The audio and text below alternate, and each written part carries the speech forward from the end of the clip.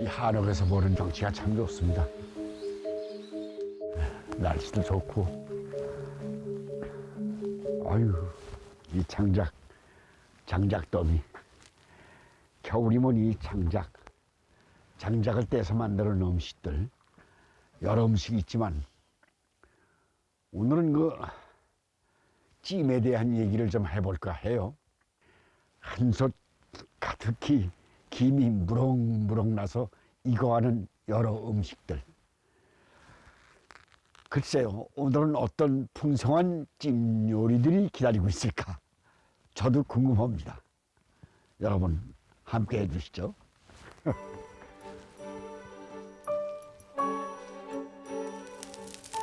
따뜻한 온기가 그리워지는 계절. 겨울이 되면 가마솥은 마법의 솥단지가 됩니다. 어떤 재료든 가마솥에 들어가 김 한 번 씌우고 나면 놀라운 맛으로 변신을 하는데요. 김이 모락모락 나는 푸짐한 한 그릇은 동장군 기세에 얼어붙었던 몸을 녹이고 고단한 인생을 살아내느라 차갑게 식은 마음까지 데워줍니다.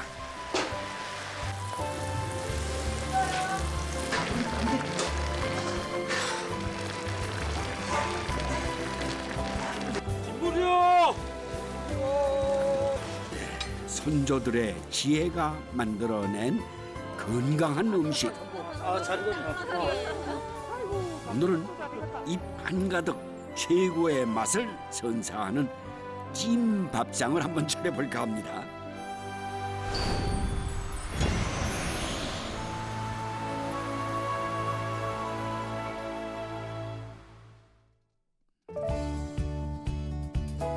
산 넘어 산, 그야말로 첩첩산 중에 자리 잡은 강원도 영월 유전마을입니다. 한가로운 농한기에 웬일인지 마을 주민들이 분주합니다. 담굿이라고 옛날에 이거 대마 담배 옷 원료가 되는 대마를 삶아가지고 껍질을 뜯기 위해서 가는 게 상굿이거든요. 지금이야 도로가 뚫려 마음만 먹으면 어디든지 갈 수 있지만 오지 중에 오지였던 옛날에는 옷감 하나 구하기도 어려워 마을에서는 삼배를 직접 짜 옷을 해 입었다고 하는데요. 그 삼배의 원료인 대마를 찌기 위해 마을 주민들이 모두 모여 하던 연례 행사가 바로 삼굿입니다. 삼굿의 첫 번째 단계는 장작을 떼 자갈을 달구는 일. 그냥 숯불에다가 하면은 숯불이 푹 꺼지고 말잖아요. 이거는 바르게 다르면 물을 부으면은 여기서 수증기가 생기는 거지. 뜨거운 자갈에 물을 부으면 큰 온도차 때문에 수증기가 발생하는데요. 이 수증기가 구덩이 사이에 설치된 연도를 통해 옆 구덩이로 전달되는 원리랍니다.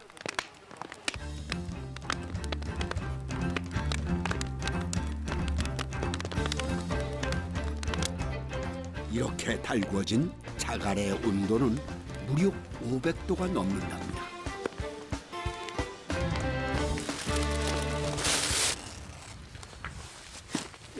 한쪽에선 마을 주민들이 뭔가 준비가 한차입니다. 이게 겨울에는 쑥이 없으니까 이제 이 잣나무를 깔고 뭐 쑥 향이 아주 진하게 나오기 때문에 쑥을 많이 사용하고 있어요. 대마를 찔 일이 사라진 요즘은 이렇게 음식을 쪄 함께 나눠 먹는 게 전통이 되었다는데요. 음식이 들어갑니다. 구덩이에 음식이 들어가고 나면 지금부터는 수증기, 즉 김과의 전쟁입니다.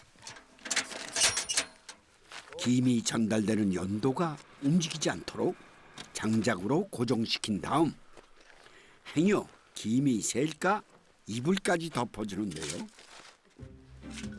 그걸로도 모자라 흙으로 사방을 눌러 막아줍니다.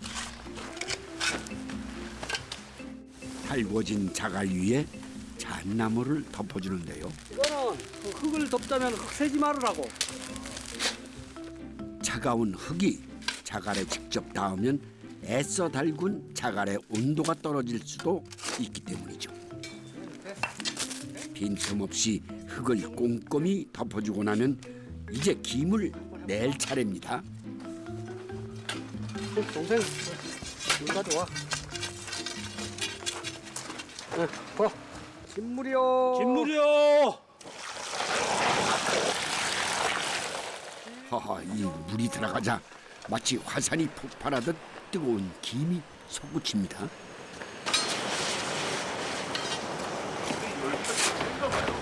예, 열기에서 이제 안다 화상이죠. 한 600도 이상 될 것 같아요. 아이고, 이거 뭐 물이 세겠다. 조심해 봐. 진물이요. 진물이요.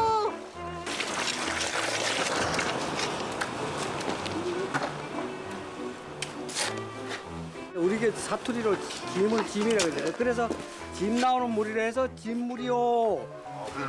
네. 자갈에 있는데 거기다 물을 부으면은 수증기가 연도를 통해서 지금 여기 김이 모락모락 나죠. 네. 수증기가 일로 다 흘러갑니다. 물로 가고 있네요. 예, 지금도 가고 있어요. 예. 그거보다 요거가 어때 더 뜨거. 그래서 요거 한 2시간 내지 3시간 있으면 음식이 수증기에 의해서 익어지는 거죠. 쪄지는 거지. 한마디로 구덩이가 천연 찜통이 되는 겁니다. 3시간 후 마을 사람들이 다 모였습니다. 드디어 오매불망 기다리던 삼구찜이 공개됩니다.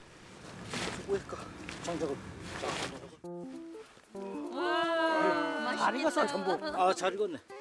이야, 푸짐합니다. 삼굿은 수증기로 쪄내기 때문에 음식이 속까지 촉촉해진다고 하네요.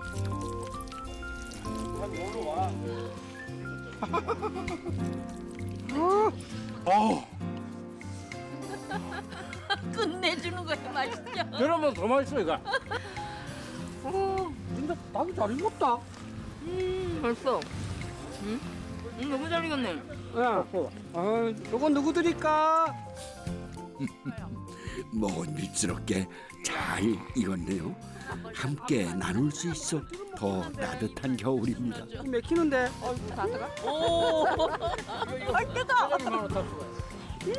네. 조상들의 지혜가 참 대단합니다. 해발 500여 미터의 높고 깊은 산골에 위치한 유전 마을. 사방이 산이라 벼농사는 고사하고 겨울이면 끼니 걱정을 해야 할 정도로 먹거리가 부족했다고 합니다. 얘가 살살 돌려 살살. 콩갱이요 콩갱. 야채도 넣고 이것저것 넣어가지고 두부같이 무슬무슬하게 하는 거야. 두부가 예. 그 어렵던 시절 어머니들은 지혜를 모아 식구들의 끼니를 챙겼는데요. 지펄가루야 짐이 잘 뭐 하루 나요. 마지막 해봐요. 요 정도로 해가지고 요래 자르고 요거 자르고 여기 찰떡이래 가지고 짐이 잘 올라가고 그래서 그래. 네네, 떡을 만들 땐 김이 올라오는 시루의 구멍이 막히지 않도록 집과 천을 깔아 틈을 만들어 줘야 합니다. 괜찮아. 걸쳐서. 가마솥에 시루를 올리고 나면 이제부턴 김과의 전쟁입니다. 솥에 수증기가 새지 않도록 시루번을 꼼꼼히 발라준 다음 그거 뒤로 불어야 돼. 안 불어도 되지.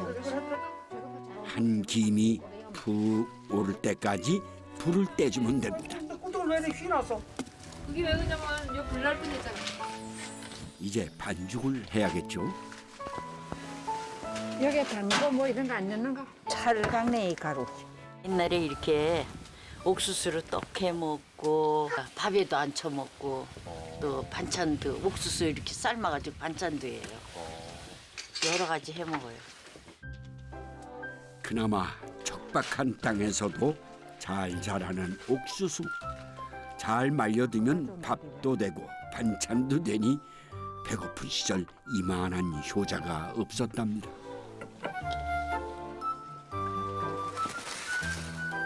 떡을 찔 때는 시루에 김이 오른 다음 안쳐야 하는데요. 그렇지 않으면 반죽과 김의 온도 차이 때문에 떡이 골고루 익질 않는답니다.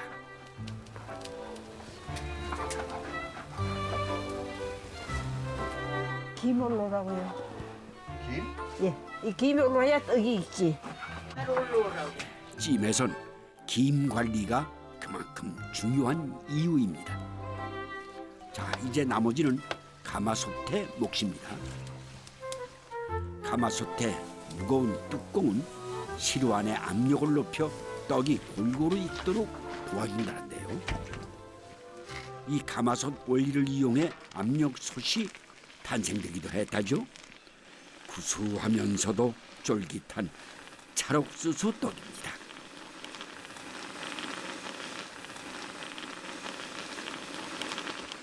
그 옛날 찰옥수수 떡만큼이나 자주 해먹었던 음식이 있답니다. 이게 돼지 등뼈. 예, 콩갱이 할 때 이건 넣으면 국물이 구수한 게 맛있어요.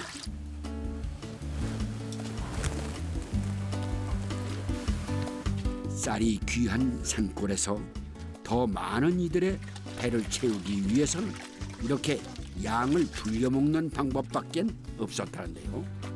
바박하게 썬 감자도 넣고 맷돌에 간 콩물을 넣어 죽처럼 푹 끓여댑니다. 여기에 보양만큼 몸에 좋다는 겨울 냉이까지 아낌없이 넣어줍니다. 쌀이 누렇거든요. 부르면서. 그러니까 이걸 저어주는 거예요. 부드럽고 담백한 콩게이는 단백질이 부족한 겨울철 영양식으로도 그만인데요.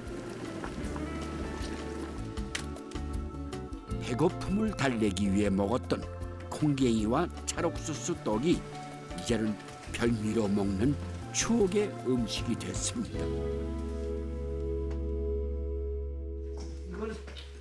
이 마을에서는 음력 정월이면 꼭 해먹는 음식이 있습니다. 해만두라고 하는데요.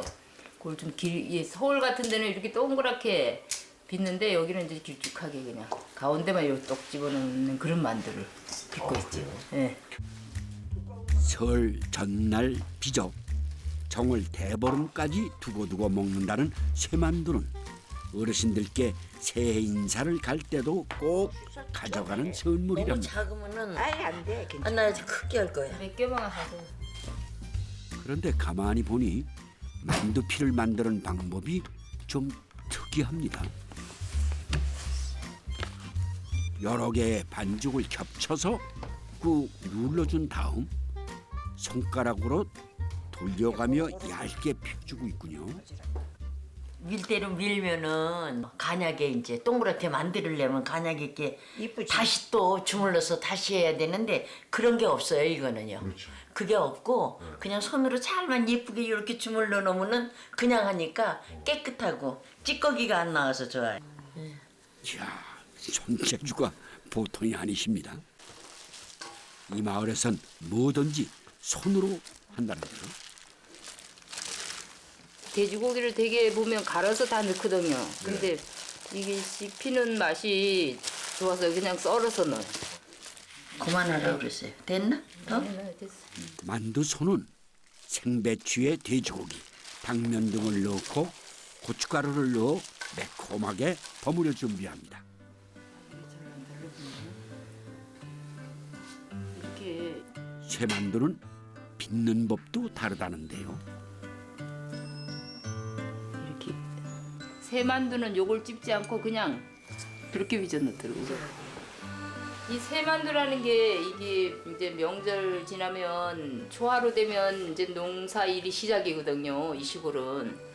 그래서 이제 이 소만두를 해가지고 소를 먹였대요. 소가 이제 일을 열심히 하라고. 만두는 오랜 세월을 거치면서 지역에 따라 재료에 따라 그 모습이 다양하게 변해왔습니다. 한 가지 공통점은 쪄서 먹었다는 거죠. 그 이유가 뭘까요? 수증기로 재료를 익히는 찜은 재료의 형태와 맛, 향을 그대로 느낄 수 있는 가장 기본적인 조리법인데요. 밀가루는 물과 직접 닿으면 녹거나 허물어지기 때문에 삶거나 끓이는 것보다는 찌는 것이 가장 안성맞춤의 조리법이었을 겁니다.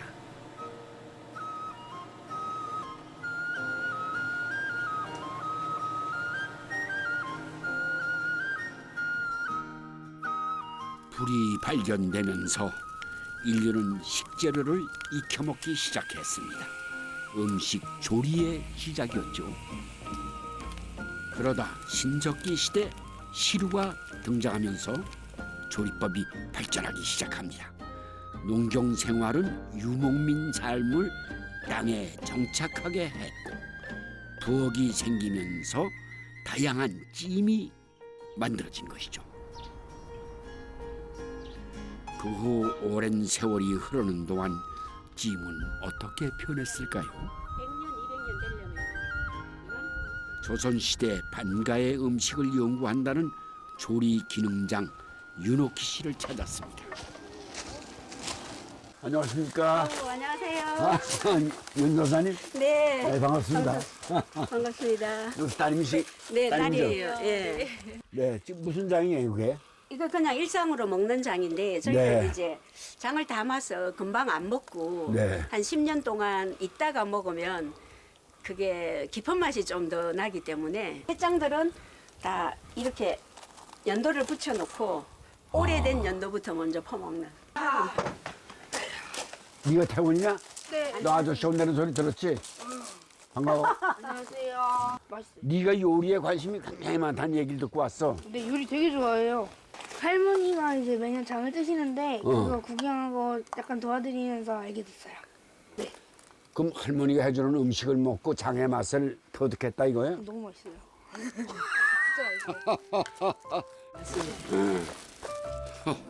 할머니의 영향인지 꿈도 한식 요리사가 되는 거랍니다. 참 기특하죠. 요즘은 전부 여기도 해봐요. 너희들이 키 큰 거 보니까 한식을 좋아하겠다. 5학년 이 정도면 그냥 굉장하다 너. 계속 먹어서 더 커야죠. 계속 뭘 자꾸 먹는다고 크냐? 여기 장독 닦는 일을 개운히 하지 말아야 돼. 맞습니다.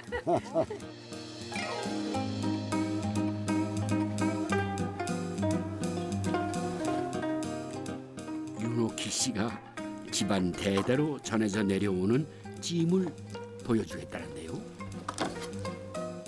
제사나 명절이면 꼭 상에 올린다는 닭찜입니다. 먼저 간장을 바글바글 끓인 다음 닭을 넣고 앞뒤로 찢어줍니다. 닭 색깔을 예쁘게 하는 의미도 있고요. 미리 닭에다 간을 배이게 하는 의미도 있고.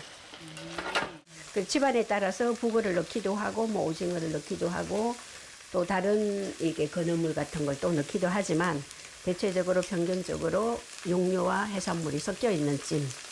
그걸 이 경상도식 닭찜이라고 보시면 될 것 같아요.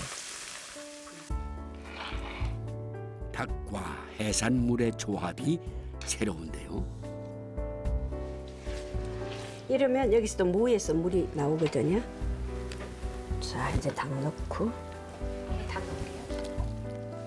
닭에 물에 불린 북어와 오징어, 두부 부침까지 넣어 끓여줍니다. 그런데 우리가 흔히 생각하는 찜과는 좀 사뭇 다르죠? 찜이라고 하면 보통 우리가 생각할 때 시루에 찌는 걸 연상하잖아요. 스티밍. 근데 찜이라는 건 일부는 물에 잠기고 내용물이 일부는 그 조미액 속 바깥으로 나와 있어야 돼요. 그래서 일부는 삶는 게 되고 일부는 전기에 의해서 익는 게 되는 거예요. 조리 도구가 다양해지면서 찜의 의미도 넓어진 건데요. 이 닭찜처럼 바삭하게 끓여낸 상태의 요리를 찜이라고 불렀다는군요. 그런데 이게 끝이 아니랍니다. 잘 쪄진 닭을 다시 석쇠에 올려 구워주는데요.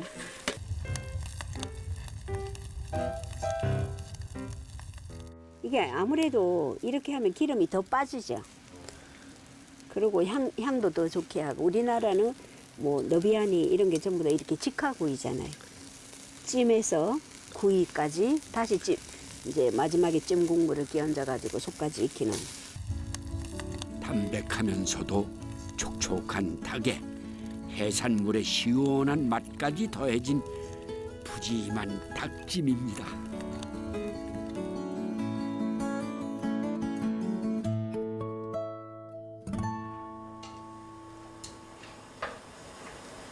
제철 채소도 훌륭한 찜의 재료죠. 배추가 맛있는 계절이죠. 그래서 이게 겨울철의 채소찜, 겨울철에 먹는 채소찜의 일종이다. 그렇게 생각하시면 될 것 같아요.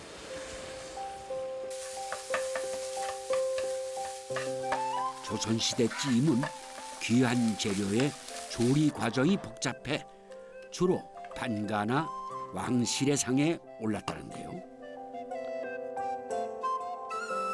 명절이나 잔치의 상차림인 교자상의 주 요리였답니다.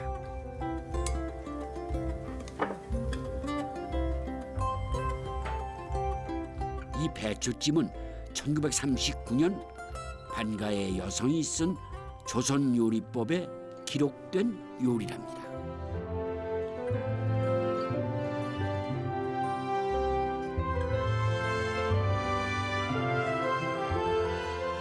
배추쌈에 소고기 육수를 살짝 부어 속아 익도록 끓여주는데요. 달달하면서도 부드러운 배추와 소고기와 버섯의 쫄깃한 맛이 조화롭게 어우러지는 배추찜입니다. 찜하면 돼지고기도 빠질 수 없죠. 표면을 이렇게 신축시키는 거예요. 그렇게 해야 안은 무르고 겉은 딱딱하잖아. 어느 정도 익었으니까 맛있는 맛은 바깥으로 안 빠져나오고 나중에 양념이 스며들기 편하게 하는 거예요. 살짝 데쳐낸 돼지고기는 센 불에 다시 한번 구워주는데요. 이렇게 해야 육즙이 빠져나가지 않아 풍미가 살아있는 돼지고기찜이 된답니다. 구워낸 돼지고기는 연잎에 싸주는데요. 이렇게 돼지고기 냄새를 연잎 향으로 좀 잡아주자는 거예요. 이제 3년 된 묵은지와 함께 쪄주는데요. 자, 다시마가 없으면 그냥 물을 둘러도 되지만 다시마 국물을 우려서 넣으면 훨씬 더 맛있어요. 이렇게 물반, 전기 반으로 푹 쪄주면 쫄깃하면서도 육즙이 풍부한 연잎 돼지고기찜이 완성됩니다.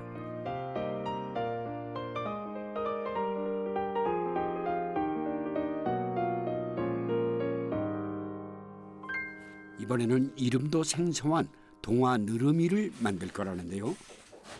동화 느러미는 가장 오래된 한글 조리서인 음식 기미방에 기록된 음식이랍니다. 소금물이에요, 소금물. 무는 이렇게 익히면 또 물렁물렁해질 확률도 있고 또 맛이 달라. 근데 동화는 이렇게 소금물에 절여갖고 하면 익혀도 어느 정도까지는 아삭해요. 수분을 뺀 동화포에 소기와 무채, 버섯 등을 볶아 양념한 소를 올려 돌돌 말아준 다음 접시에 담아 그대로 쪄주는데요. 거기에 먹을 때까지 따뜻함이 유지되도록 간장과 후추, 참기름으로 양념한 밀가루 즙을 끼얹어주면 동화 느르미가 완성됩니다. 이야, 냄새부터. 어휴. 이야, 이건 이게 다 찜 요리입니까? 네네. 이 조리법에는 이제 무슨 굽기, 삶기 여러 방법이 있는데 그 중에 찜이 가지고 있는 특징이 뭐라고 봐야 되겠습니까? 지금 장점이 뭐냐? 국물은 이렇게 막 안에서 부글부글 끓으면 형태도 부서지고 맛있는 맛도 국물 속으로 빠져나가는데 찜은 요 맛있는 맛을 그대로 가지고 있고 형태도 유지를 하고 있고 그러니까 여기다 이제 5가지를 만약에 넣었다 그러면 5가지의 맛이 네네. 각각 제 맛을 가지고 있다는 얘기인가요? 국물 요리는 국물 속으로 빠져나오기도 하고 안에 스며가지만은 찜은 대부분이 여기에 있는 맛들을 얘들이 가지고 있는 거예요. 처음 드셔보셨을 것 같습니다. 너름이. 너름이, 네. 이건 채소 음식. 동화 우선 맛있네. 이게 걸쭉한 즙을 끼얹어서 즙하고 그런 것들이 동화의 맛을 도와주는 거죠. 야, 이건 참 기가 막힌 맛이 나오네. 이건 무슨 맛이라고 얘기를 해야 되냐면 각자가 다 고집이 있어. 이게 씹히는 네네네. 또 속은 속대로 그냥 별도의 맛이 입안에서 혼합되는 내 입안에서 혼합되는 맛. 기가 막힌 맛이 나오네. 조선시대 궁궐의 음식을 관할했던 사홍원의 특이한 직책이 등장을 하는군요. 그 직책 이름이 탕수 정색이라는데요. 이제 그들은 권례 음식 중 찜에 사용되는 물을 끓이는 일만 도맡아 하는 전문직이었다고 합니다. 이제 그 찜은 물의 양과 온도 조절이 까다롭기 때문에 아주 숙련된 경험자들이 필요했다고 하는군요. 그동안 우리가 쉽게 접한 찜 음식 속에 그런 특별한 기술이 숨겨져 있다는 생각을 하니까 찜에 대한 궁금증이 더해지는군요. 경북 영덕 축산항입니다. 밤새 조업을 나갔다 돌아온 어선들로 항구가 북적이는데요. 이들이 바다에서 건져 올린 건 요즘 한창 제철이라는 대게. 오늘 많이 못 잡았어요. 너무 추운데 개가 없어가지고 우리가 하는 거에 비해서 양이 너무 작으니까 좀 안타깝죠. 높은 파도 탓에 조업량이 평소에 20%밖에 안 된다네요. 그나마 위안은 요 보너스입니다. 그물에 잡혀 올라오니까 이건 바다소라. 요건 물곰. 물곰? 네네네. 야, 크네. 요건 작은 거예요. 물곰치고 좀 작은 건데 오늘은 요거밖에 못 잡았어요. 야, 크네. 네네네. 요건 바다소라. 바다소라. 이제 요거 한 마리씩 이렇게 올라오면 이제 술안주죠.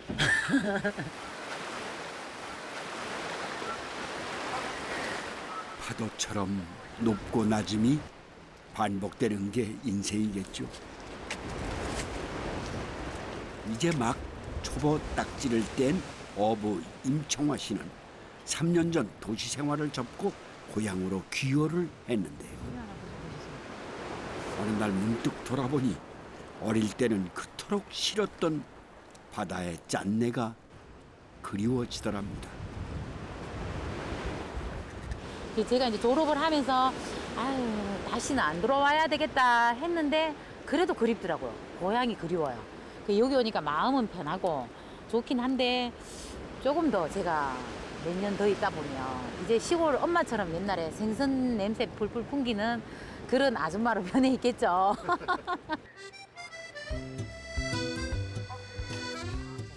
새해 첫 가족 모임이 있는 날, 임청화 씨와 친정엄마가 요리 담당입니다. 물메기. 물 좀 재고 말라야 맛이. 물메기는 살이 연하고 부드러워 말려야 더 쫄깃하고 감칠맛이 난다는데요. 여기는 물메기가 조금 흔하니까 콩나물이랑 야채랑 이렇게 넣어서 찜을 해 먹거든요. 그러면 밥 반찬으로도 좋고 술안주로도 아빠 술안주로도 좋고 식구들 뭐 푸짐하게 먹을 수 있으니까. 먼저 된장을 푼 물에 말린 물메기를 한번 데쳐내야 합니다. 저는 생강을 조금 넣어요. 데칠 때. 이렇게 하면 비린내도 잡고 꾸덕꾸덕했던 물메기 살도 부드러워진다네요. 네.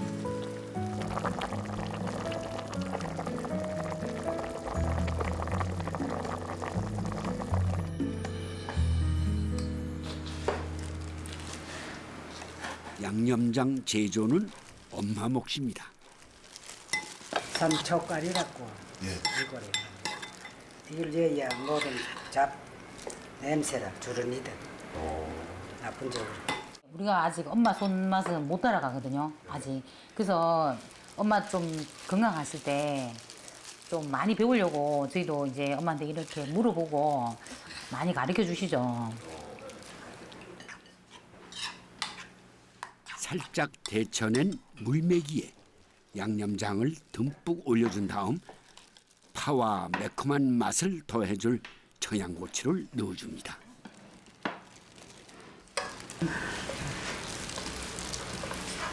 맛이 실세. 우리 더덕을 넣으니까 더 맛있더라고요.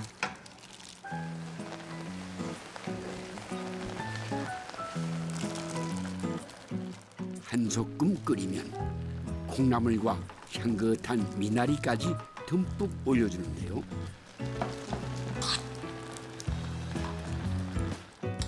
여기에 빼놓으면 안 되는 거 한 가지. 전분물이에요. 말린 생선을 맛있게 먹는 방법으로는 이 찜만한 요리가 없다는데요.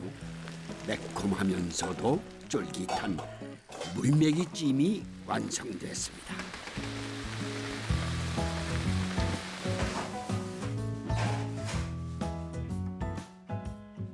와, 문어가 너무 싱싱하다, 그죠? 난데없이 살아있는 문어가 등장을 했습니다. 이쪽에 넣으면 될 것 같다. 이쪽에. 네, 아주 특별한 찜을 보여주겠다는데요. 편백나무로 이게 한 찜기거든요. 찜기. 편백나무로 이렇게 해서 찜기 고기 같은 거 생선을 찌면 더 맛있더라고요. 그 생선 비린내도 좀 없는 것 같고 은은하게 나무 향이 배어가지고 더 맛있더라고요. 그동안 아껴두었던 말린 생선들이 총 출동했습니다. 살아가니까 맛있겠다. 바다 살아간다. 바다에 진짜 살아가는데. 살아간다. 아이고, 시기해서 진짜 좋네. 시가 좋아, 더 맛있다. 아, 그렇나. 별다른 양념도 필요 없다는데요. 비린내를 잡아줄 생강과 마늘, 청주를 골고루 부어주면 끝입니다. 네, 이제 기다리는 일만 남았습니다.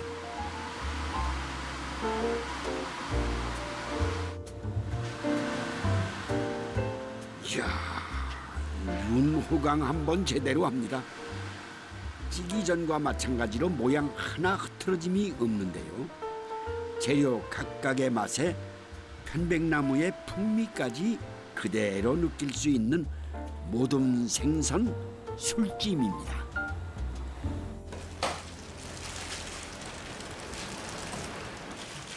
네, 이번에는 말린 청어입니다. 과메기로 더 유명하지만 가장 맛있는 부위는 따로 있답니다. 옛날에는 우리 그 할 때는 청고도 기했어요. 그때는 이 아주 어른 상에만 나왔지. 이거 정어 알이라 있고 젓갈도 할 수가 있고 계란말이도 할 수가 있고 이렇게. 묵은지 찜을 할 거라는데요.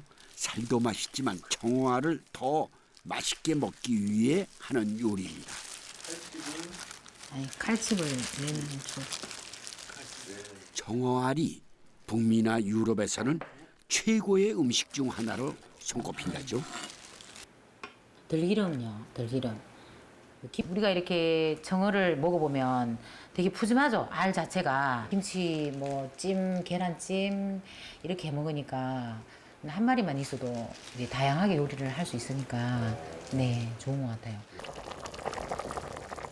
고소한 맛에 영양까지 가득 담긴 묵은지 청어 알찜입니다.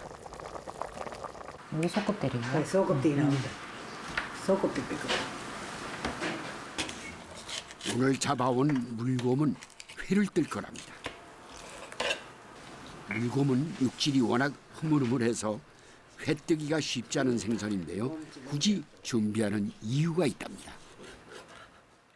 이 곰으로 그리 좋아하시대요. 그때 치아도 안 좋고 했긴. 그런데 이 치아는 그렇게나 막은 이 회로 물곰 회로. 그래 여기 이 강이 안 나무 항이 안 나무 저 후포장으로 살아도 가네. 불에 살아 장보러 가네. 젊은 시절 사고로 치아를 모두 잃은 남편이 그나마 편하게 먹을 수 있었던 음식이 이 물곰회였다는군요. 평생 수경을 입에 물고 작살로 물고기를 잡느라 잇몸이 성한 날이 없었던 남편. 뭐가 그리 급한지 10년 전 서둘러 세상을 떠났습니다. 제 옛날 우리 집 할 때보다가 세월이 얼마나 좋아졌는지 그랬긴 해. 그게 이제 아쉽지 조금만 됐지. 예. 세월이 너무 좋고 있긴 요새는 참. 생각나죠. 예, 나라에 다 미리 살려준 댁인데 좋잖니.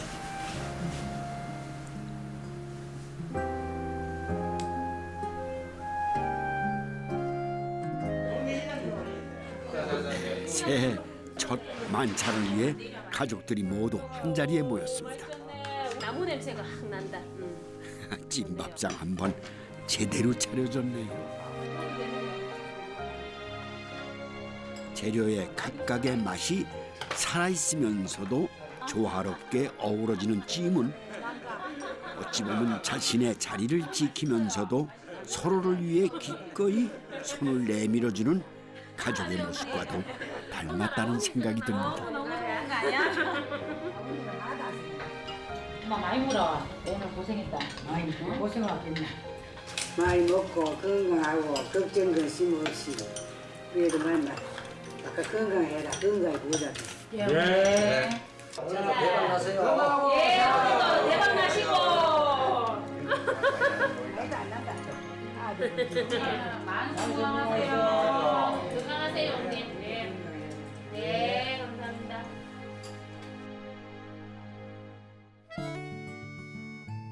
경기도 가평의 청평호. 아담한 한옥 한 채가 눈길을 끕니다. 집주인은 8년 전 귀촌했다는 고희정 씨. 뭔가를 찾는 모양입니다. 보리굴비, 보리에다 담궈놓은 굴비인데요. 집에서 이렇게 장독이 있으니까 보리 사다가 굴비 사다가 저장을 해서 한 1년 정도 있다가 지금은 그렇게 먹어요. 그게 훨씬 맛있더라고요. 네. 어디 보리굴비뿐이겠습니까? 도시에서는 누릴 수 없는 재미가 곳곳에 숨어 있다는군요. 여기 묻어놓고요. 창고도 없고 또 냉장고도 적고 하니까는 오랫동안 보관하려고 땅 파가지고 배추하고 무하고 보관하고 있어요. 와, 이게 아주 옛날식이네. 네, 집 같은 거 넣어놓으면 또 보온이 잘 돼서요. 오랫동안 먹을 수 있어요.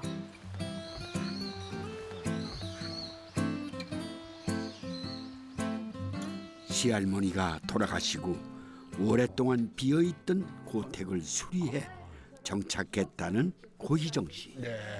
옛날엔 여기 외양간이었어요. 이 집이 이렇게 한 100년 된 허름한 집인데요. 네. 저희가 100년이요? 예. 그런데 이 집의 진짜 주인공은 따로 있답니다. 부엌이 아주 신식으로 개져놓으셨네. 예, 좀 살 수 있게 조금 고쳤어요. 네. 옛날에 좀 좁았습니까? 근데 옛날에는 이 까만 거 있는 나무 아이고, 부엌은 좀 따뜻해요. 예, 여기 아궁이 앞에 네. 여기 와서 고구마도 좀 굽고 감자도 굽고 이래서 먹은 기억도 나고. 리모델링 하면서 아궁이를 그대로 고집하신 이유가 따로 있어요? 원래 있기도 하고 이걸 특히 뭐 딱이 없앨 이유도 없고 또 불을 이렇게 만지거나 불을 떼거나 하는 일은 누구나 다 되게 좋아하는 것 같아요. 그리고 불 떼면서 이렇게 보고 있으면 시간 가는 줄 모르고요. 네. 방이 막 까맣게 타도록 계속 나무를 떼는 일이 진짜 많아요. 불 때는 재미에 자꾸 가마솥에 요리를 해먹게 된다는데요. 이렇게 해서 하루 정도 지나야 돼요. 오늘은 보리굴비를 찔 거랍니다. 통보리와 굴비를 함께 숙성하면 보리의 쌀겨 성분이 굴비의 감칠맛을 한층 올려준답니다. 솔잎이에요, 솔잎. 이거 그저 보리굴비 찔 때 이거를 깔고 위에 덮고 그렇게 하면 이 향이 저게 배니까. 솔잎은 보리굴비의 비린내도 잡아줍니다. 그냥 놓게요. 부러뜨려. 그냥. 이제 김이 오른 가마솥에 쪄주기만 하면 되는데요.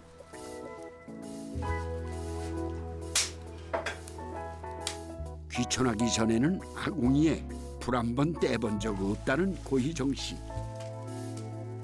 지금은 아궁이의 존재가 위로와 힘을 준다는군요. 아궁이의 단짝, 가마솥의 매력에도 푹 빠졌답니다. 이 아궁이가 주는 매력이 정말 터줏대감처럼 딱 이게 집의 중심에 자리 잡고 있어가지고 든든한 그런 게 정말 있어요.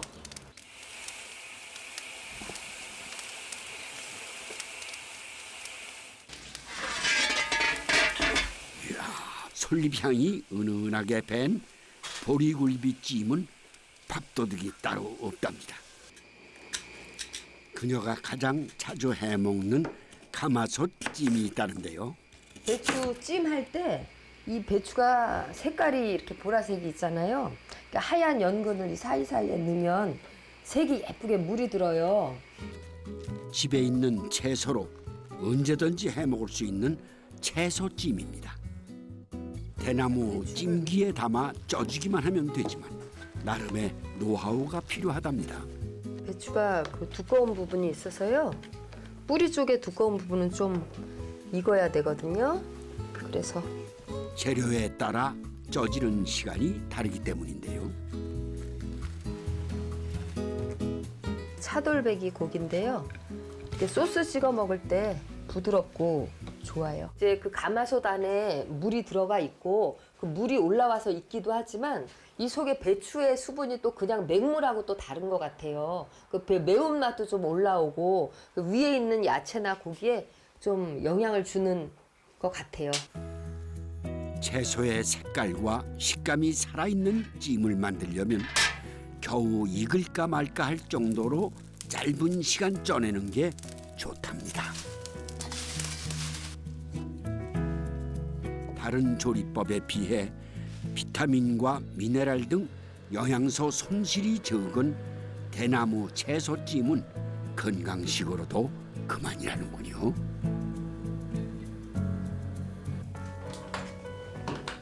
가마솥 마니아가 됐다는 고희정 씨. 요즘은 디저트를 개발 중입니다. 그 찐빵 만들려고 하는데요. 요즘은 화덕 피자 있잖아요. 그러니까 가마솥이 되게 비슷하거든요. 그러니까 가마솥 안이 넓어가지고 그 안에 뭐든지 할 수 있어요. 모양도 재료도 낯선 찐빵인데요. 계피하고 흑설탕하고 섞어서 빵 속에 넣어서 이렇게 만드는 게 있어요. 가마솥에도 빵이 구워질까? 단순한 호기심에 시작한 빵 굽기가 요즘은 일상이 되는데요. 빵을 만들어 이웃과 나누는 것도 새로운 즐거움이랍니다. 이렇게 해서 놔두면 이게 커지거든요. 모양을 만든 반죽은 20분간 실온에서 숙성을 해주는데요.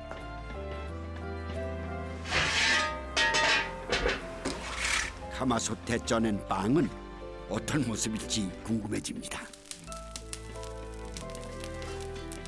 예, 부엌 한가득 빵 굽는 향이 퍼지는가 싶더니 10분도 안 돼서 완성됐는데요. 네, 부드럽고 촉촉한 계피말이 찐빠입니다.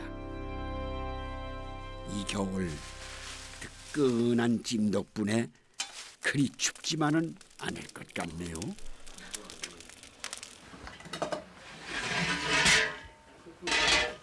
아이고, 이야, 참가 보기 좋습니다. 먹어도 됩니까? 네. 뜨거우실 텐데. 고구마가 요즘 고구마가 굉장히 맛있어요. 아, 내가 왜 행복의 장소에 네. 새치기 오고 있는 거가? 정말 한국이 어떻게 가마솥 처음에 이렇게 할 생각을 했는지 지금 생각하니까 정말 신기하네요. 그렇죠. 이렇게 아궁이 앞에 앉아 있으니까 이 화롯불은 이 뜨끈한 아랫목도 책임을 지고 있고 또 맛있는 음식 찜 요리도 만들어 먹을 수 있으니 이 가마솥은 이댁에 맞는 해결사다. 이렇게 얘기할 수가 있죠. 재치우고 이런 거 힘들잖아요.